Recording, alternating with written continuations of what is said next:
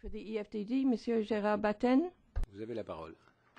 Mr. Batten, you have the floor. Thank you very much, Mr. Chairman. Mr. Soros, I'd like to make a few comments and then ask my question. You began by speaking quite a bit about Brexit. And what you said is that there is buyer's remorse. Well, I can tell you there isn't buyer's remorse in the UK. What there is a concerted propaganda effort by the media establishment, the political establishment and the banking and financial establishment to actually try and undermine the result of that referendum, which was very clear. I don't think that you actually get it.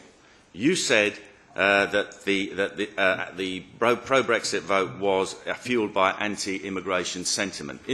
Over-immigration, uncontrolled immigration, unlimited immigration, which we've had now for many years in the UK, certainly played a part.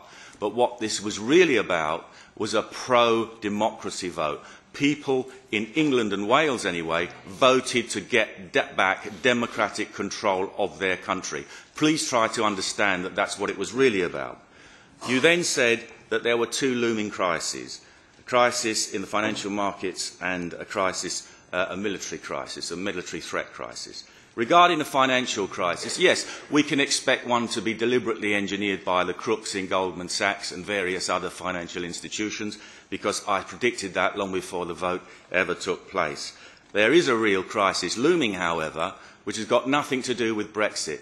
There is a financial crisis which is coming anyway, and that is because the Eurozone and most of the public finances of European countries are nothing but gigantic Ponzi schemes which are heading for a crash. Whether that won't happen because of Brexit, that will happen anyway. That's almost inevitable. The second one was regarding the military threat. The biggest threat to our safety is actually from the European Union and its foreign policy and military pretensions, which are undermining NATO.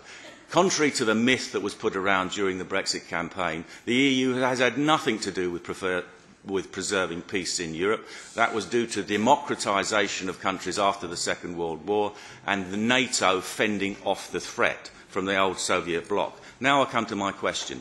You said that it was tragic that the budget had been reduced to 1.27% of GDP to fund the European Union.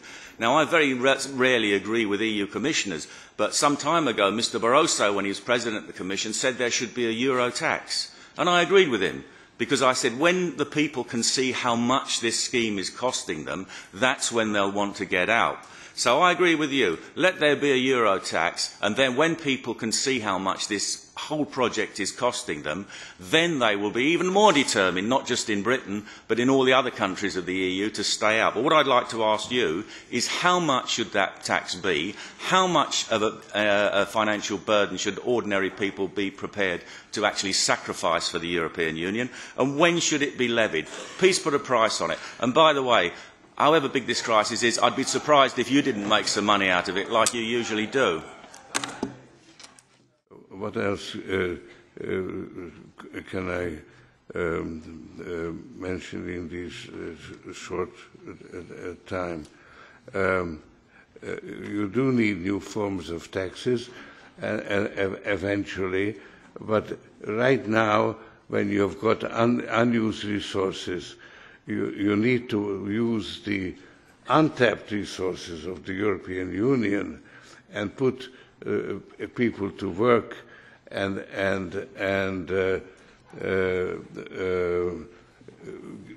generate growth. That is the key for solving the issues. I think that's probably all I have time for. Merci, Monsieur Soros. Thank you very much, Mr. Soros.